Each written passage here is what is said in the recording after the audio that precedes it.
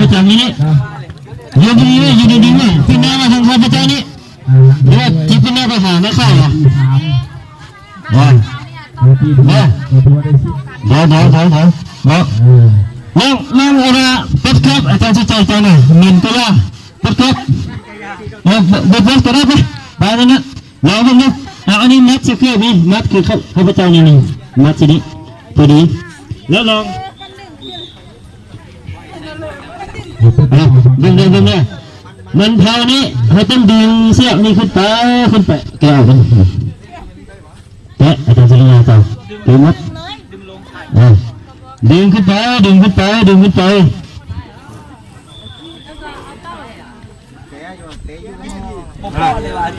วิธีก็คือนี้นะยังเบรกแมนได้ห้ามไม่ค่อยต่อกันเอาขาเบ้างขึ้นประมาณ80 องศาเนาะ80 องศาแล้วเอาเสื้อนี้มาพันนี้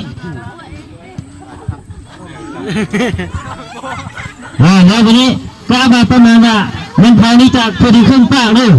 มันพอขึ้นป้ายังไงแล้วมันตีนได้นึ่งขึ้นไป80 องศาแล้วมันป้าด้วยตัวเองแบบนี้เอามันนี้มัดดีเลยมัดดีห้ามมัดดีนี้ห้ามลดเนี่ยแล้ววันนี้ก็บอกเวลาพระพุทธเจ้าจะให้สัญญาณป้าเอามือป้าไว้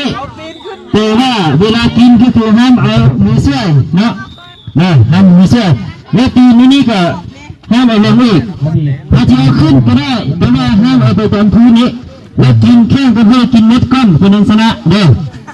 ห้ามเอามือเสื้อเลยแล้วก็เม็ดตัวนี้ดีๆลองดูเด้อเวลาจินเม็ดเสื้อก็มันพอไปอยู่ข้างใต้พอดีเพราะว่าจะได้ตกกัดเอาไว้ห้ามเอามือเสื้อเลยเม็ดมัน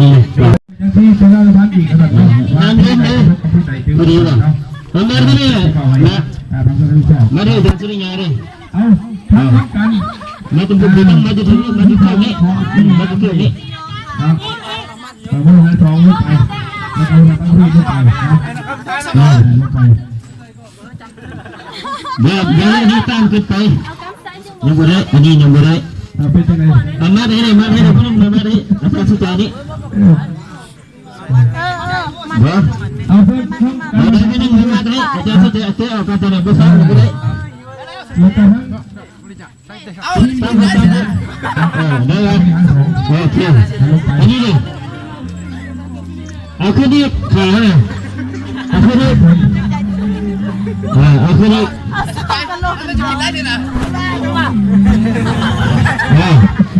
กติกาก็คือ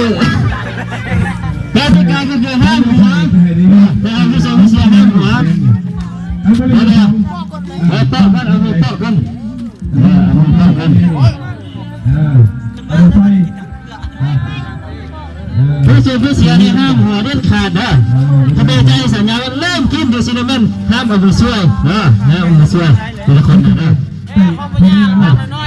พอดีๆว่าถึงพุทธที่กินให้มันพุทธเลยเย็บก่อน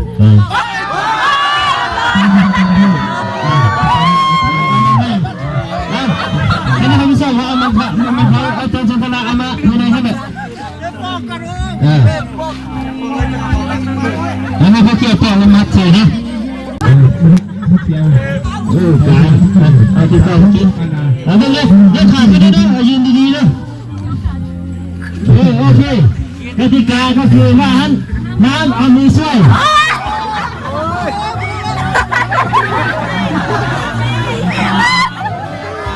มาแล้วให้มัดดี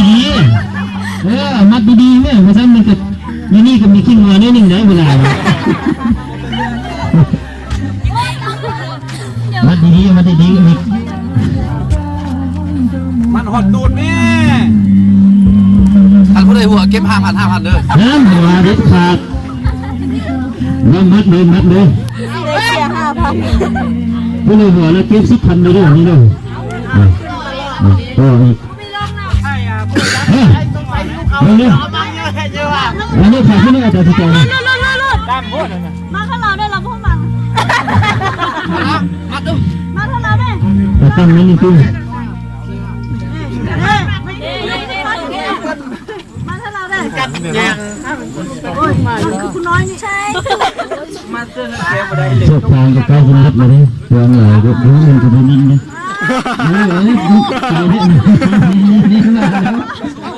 ยกขึ้นมาประมาณ8 องศา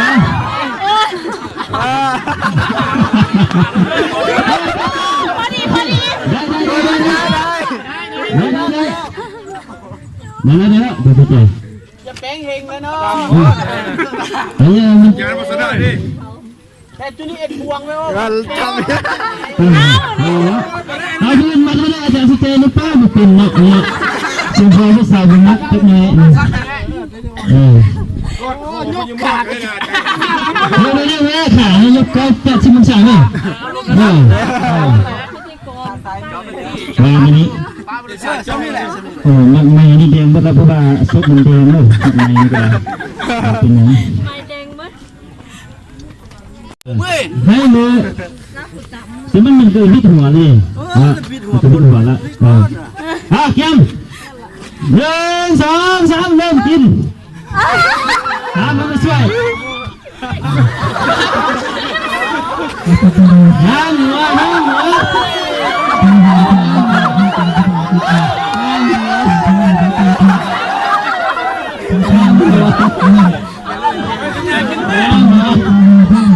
ยังไม่ได้กินจะกินกัน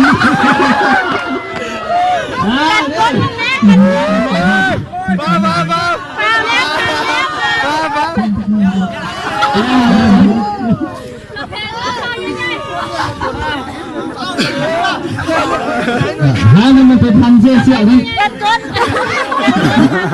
มันแน่มันกวยเนี่ยมันเวลาเอาลงแล้วมันกลายหัวแล้วเนี่ยมันหั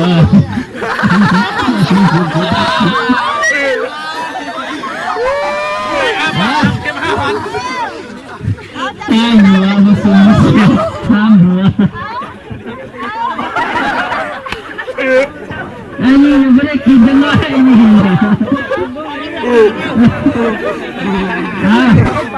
ได้บ่ลงได้คำติดนะถ้ามันพันเสือกมันต้องให้มันพันดีเอา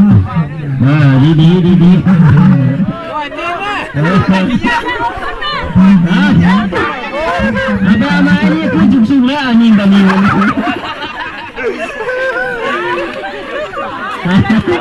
เฮ้ยเข้าไป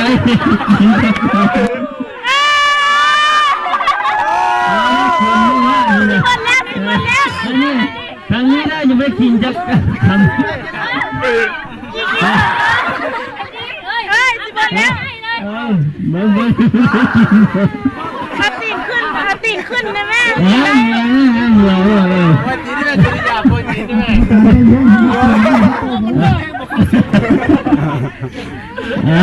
ตีนขึ้นได้กินบ่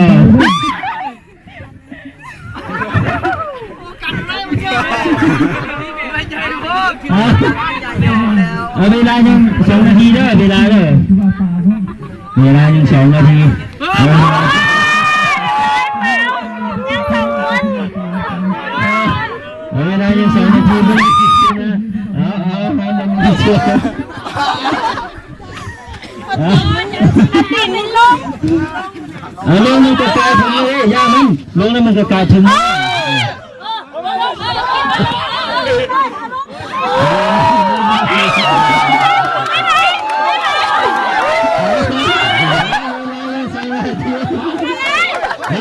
เวลายัง2 นาที